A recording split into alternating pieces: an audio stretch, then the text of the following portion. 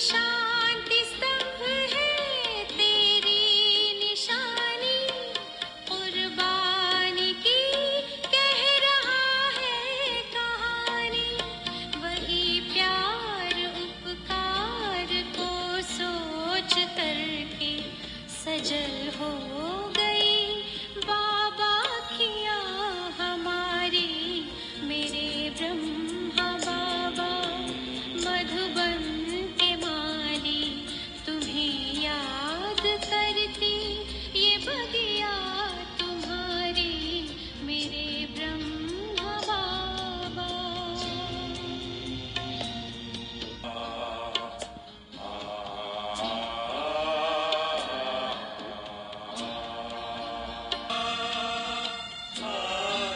हमें देखते हो खड़े पास कब से, अव्यक्त होते भी हो साथ सबके।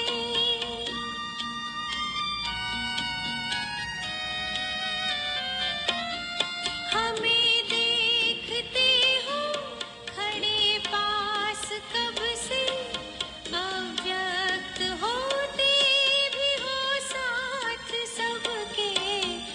ऐसा ही आभास कमरे में होता, यही कह रही प्यारी कुटिया तुम्हारी, मेरे ब्रह्मा बाबा मधुबन के माली। तुम्हें याद करती ये बगिया तुम्हारी, मेरे ब्रह्मा बाबा।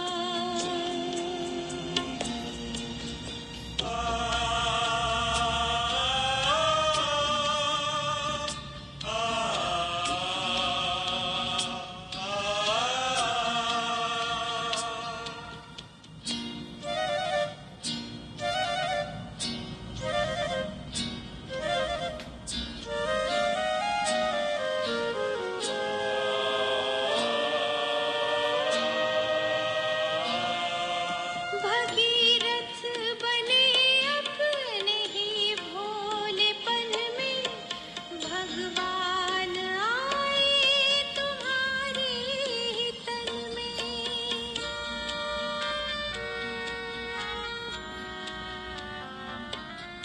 भगीरथ बने अपने ही भोलेपन में, भगवान आए तुम्हारे। ओम शांति। गीत की आखिरी लाइन थी,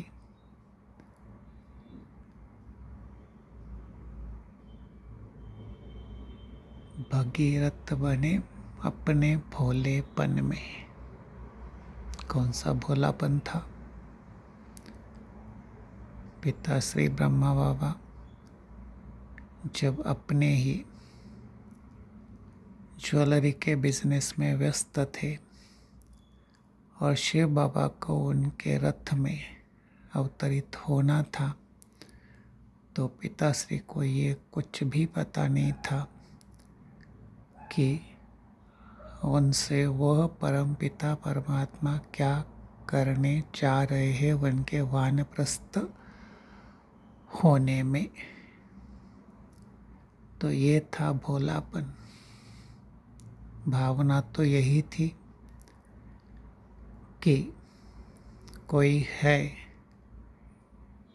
जो उनसे या मुझसे कार्य करा रहा है, अर्थात ब्रह्मा बाबा से कार्य करा रहा है, और वो थोड़ा थोड़ा महसूस भी करते थे।